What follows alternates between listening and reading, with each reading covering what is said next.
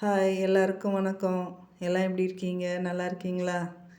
இன்றைக்கி பார்த்தீங்க அப்படின்னா என்ன டிஷ்ஷுன்னா, இன்றைக்கி எல்லாருக்கும் பிடிச்சமான ஒரு டிஷ் தாங்க இது. முக்கியமாக குழந்தைங்களுக்கு ரொம்ப பிடிக்கும். இன்றைக்கி நான் 2 கட்டு கீரை வாங்கிட்டேன். ரொம்ப இளந்தளிரான கீரைன்றதுனால நான் 2 கட்டாக வாங்கிட்டேன். பார்த்திங்கன்னா நிறையா இருக்குது, பிரித்து பார்த்தா நிறையா இருக்குது. இதை ஒரே நாளில் நம்ம செய்ய முடியாது. அதனால் வெறும் கீரையை மட்டும் நான் அதை ஆஞ்சி எடுத்துட்டேன். இந்த மாதிரி தண்டையும் தனியாக எடுத்துட்டேன். இதை தனித்தனியாக செய்யலாம் அப்படின்றதுனால இன்றைக்கி நாள் இதை கீரை கடைஞ்சிட்டேன். 2வது நாள் பார்த்திங்கன்னா நான் இந்த தண்டை வச்சு ஒரு டிஷ் பண்ணலாம் அப்படின்ட்டு ரெடி பண்ணுறேன். இந்த மாதிரி தண்டை நல்லா தண்ணியில் நீங்கள் அலசி எடுத்துக்கோங்க. அலசி எடுத்துகிட்டு இந்த வேர் பகுதியை கட் பண்ணி போட்டுருங்க. இப்போ பொடி பொடியாக இந்த மாதிரி கட் பண்ணி வச்சுக்கோங்க.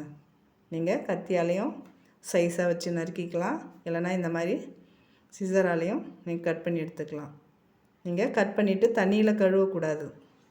நீங்கள் நல்லா கழுவி எடுத்துகிட்டு தான் இந்த மாதிரி கட் பண்ணி வச்சுக்கோங்க. இதுக்கு அதிக பொருள் தேவையில்லை. வெங்காயம், பச்சை மிளகா, முட்டை தாங்க மெயினாக. இதை வச்சு சிம்பிளாக ஒரு டிஷ் பண்ணலாம் பாருங்கள். வானல் நல்லா காஞ்ச உடனே தேவையான எண்ணெய் ஒரு 2 ஸ்பூன் இருந்தாலே போதும். போட்டு கடுகு ஒரு ஸ்பூன் போட்டுக்கோங்க. ஜீரகம் ஒரு 1/2 ஸ்பூன் போட்டு நல்லா பொரிஞ்சு வரட்டும் பாருங்கள். அதுக்கப்புறம் அந்த வெங்காயம், பச்சை மிளகா ஒரு 3 பச்சை மிளகா கீறி வச்சுருக்கேன். ஒரு பெரிய வெங்காயம், இதுவே போதுமானது.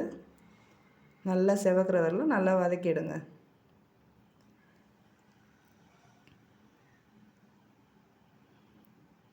நல்லா பாருங்கள், நல்லா செவந்து வந்துடுது. இப்போ அந்த தண்டை வச்சு வதக்கிக்கலாம். தண்டை அது கூடவே சேர்த்து வதக்கிடுங்க. பாருங்கள், நல்லா ஒரு நிமிஷம் நல்லா கிளறி விட்டுட்டு கொஞ்சம் வேகட்டும்னு மறுபடியும் நல்லா கிளறி விடுங்க. ஓரளவுக்கு தண்டும் வெந்து போச்சு. தேவையான அளவு உப்பு சேர்த்துக்கோங்க. இந்த தண்டுலேயே உப்புத்தன்மை இருக்குன்றதுனால நீங்கள் கொஞ்சம் திட்டமாகவே போட்டுக்கோங்க. உங்களுக்கு தேவையான அளவு அதிகம் சேர்த்துடாதீங்க. பாருங்கள், ஒரு 100 ml பிடிக்கக்கூடிய ஒரு டம்ளரில் ஒரு பாதி அளவு தான் அதில் தண்ணியை நான் சேர்த்துக்கிறேன். லேசாக தண்ணி சேர்த்தாலே போதும். அந்த தண்டுலேயே தண்ணி இருக்கும், நம்மளுக்கு அதிக தண்ணி தேவைப்படாது. பாருங்கள், ஒரு நிமிஷம் ஆனவுடனே கொதி வந்துடுது. ஒரு பரட்டி விடுங்க. அதை மறுபடியும் தட்டை போட்டு மூடிடுங்க.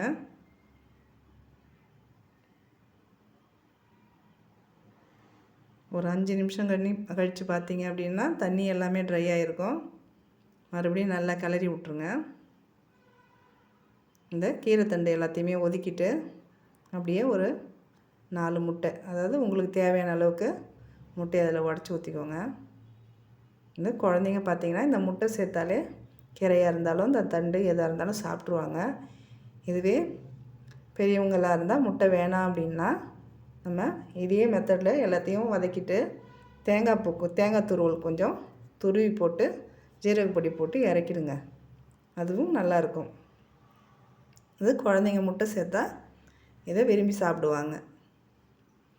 பாருங்கள், ஓரளவுக்கு பாதி அளவு முட்டை வெந்த உடனே அந்த தண்டோடு சேர்த்து கலக்கிடுங்க.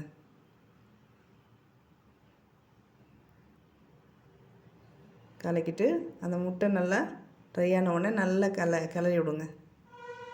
ஒன்றோட ஒன்று ஒட்டாமல் நல்லா வெந்து வந்துடுது பாருங்கள். அப்படியே ஒரு 2 ஸ்பூன் அளவுக்கு மிளகுத்தூள், இதுதான் டேஸ்ட் கொடுக்குங்க. நல்லா மிளகுத்தூள் போட்டு நல்லா கிளறி இறக்கிடுங்க. இது வெறும் சாதத்துலேயும் பிசைஞ்சு சாப்பிட்லாம், இல்லை ஸ்நாக்ஸாக கூட சாப்பிட்லாம். பாருங்கள், நீங்களும் செஞ்சுட்டு எப்படி இருக்குன்னு கமெண்ட்டில் சொல்லுங்கள். பாய்.